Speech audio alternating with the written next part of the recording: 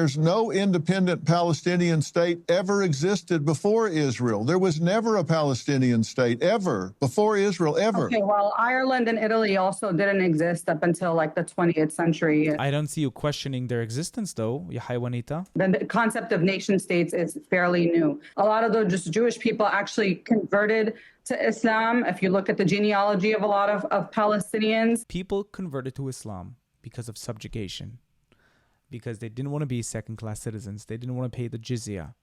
And the terms in Islam were better. So why wouldn't you convert? How you guys doing? Today we're watching Nurdin Kisiwani, who is an activist for Palestinian rights, speaking absolute nonsense on Dr. Phil. Let's take a look. I would go as far to say that it hasn't just been a genocide for the last 18 months.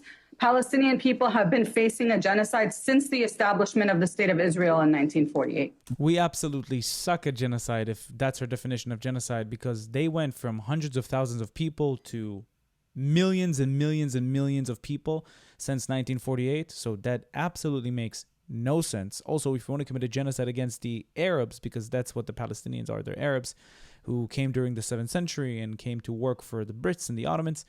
If we're trying to commit a genocide against them, explain to me why there's 2 million Arabs living in Israel peacefully and there's no intent in killing them. If we are trying to kill the Arabs, why don't we try to kill them?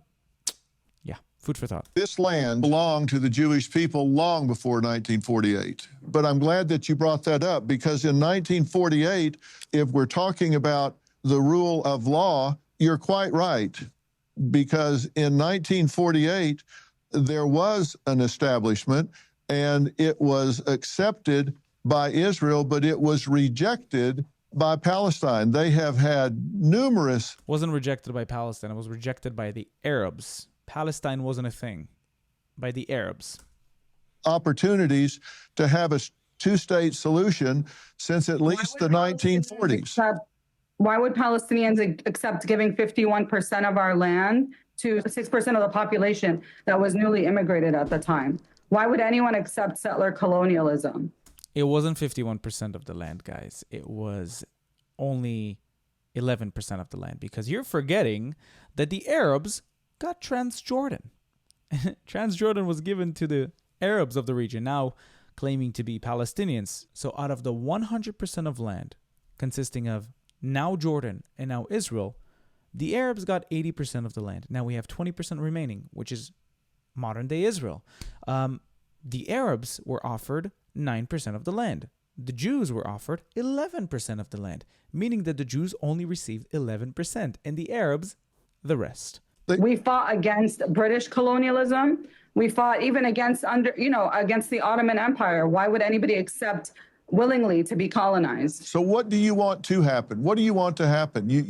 The Palestinians have rejected a two-state solution on 13 different occasions beginning in 1937 with the Peel Commission, the UN Partition Plan. I can go on up through and including 2020. So what do you want to happen? I believe that one democratic state where people of all different religions can live together in peace, as they did prior to the establishment of the State of Israel in 1948, where you are not granted supremacy based on your religion. And I believe that the indigenous people of Palestine, which are the Jews, should be repatriated, should be given the right of return as stipulated in UN Resolution 194, which none of these solutions that you just posited, and these two-state solutions allows that, as an option. I believe that there must be reparations for the Palestinian people who've lost their land, who've been languishing in refugee camps and neighboring Arab countries for decades, for over 75 years at this point. And those who wish to live peacefully among their neighbors, who wish to be part of the Palestinian nation building project, can continue to do so. We even have Jewish people in my group within our lifetime. So, how many Jews live in Gaza now? Well, if you're going to bring that up, Israel is actually the one who decided to withdraw their population. So, yeah. And under this context of siege, blockade, and genocide, this is just a silly argument to bring up to begin with. All right. So how many Jews are there in Lebanon or in Syria or in Jordan or in Egypt or in Iran or Iraq or Saudi Arabia or Yemen used to be filled with Jews. Where are they now? Where are they now? So the premise that she's trying to dictate is that we need to dismantle Israel and go back to before Israel was established in 1948 is absurd, because there was still violence against Jews before 1948. Until these people don't recognize Israel as a Jewish state, there's no way forward. Nerdine, for sure, does not recognize Israel as a Jewish state, nor she will ever do so. You cannot have peace without justice. You cannot have peace when you have radical Muslims trying to destroy you because you're Jewish. Okay, and Jews have lived in the land for over 3,000 years despite conquest and exiles. Modern Israel is legally recognized. It's the San Marino Conference, the UN international treaties. They've never abandoned their claim to the land, ever. And there's no independent Palestinian state ever existed before Israel. There was never a Palestinian state ever before Israel, ever. Okay, well, Ireland and Italy also didn't exist up until like the 20th century. I don't see you questioning their existence, though, ya Haywanita. The concept of nation states is fairly new. Palestinian people existed. And yes, you know, the people in that region, there were Jewish people, Christian people. Palestine is a land of, you know, the Abrahamic religions. A lot of those just Jewish people actually converted to Islam. If you look at the genealogy of a lot of Palestinians. Are you saying that Israel is an apartheid state? Because genetic testing is actually illegal in Israel. Are you saying that? Bullshit. Of course it's legal.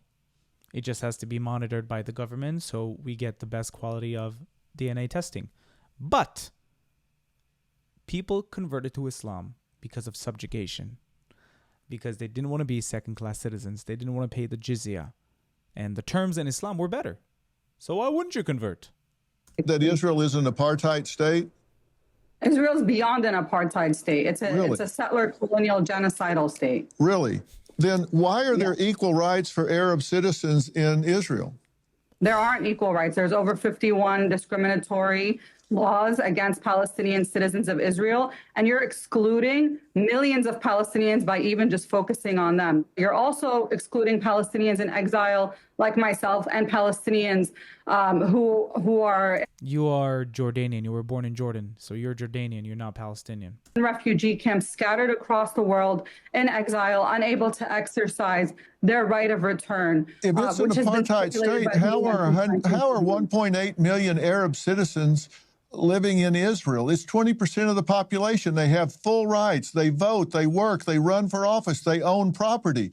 They have more rights and freedom in Israel than in any Muslim country on the face of the earth. Yep. How is that apartheid? Nardine Kiswani. Very annoying girl. She's one of the leaders of the Free Palestine movement in New York, I think in the U.S. in general. Very uneducated girl. She thinks she knows how to speak, but she doesn't. Good job, Dr. Phil, for this beautiful interview and for rebuttaling her claims. Thank you for watching this video. Don't forget to like, comment, and subscribe. And if you want to be a financial supporter, you can do so through Buy Me Coffee or Patreon down in the links in the description below. Bye-bye.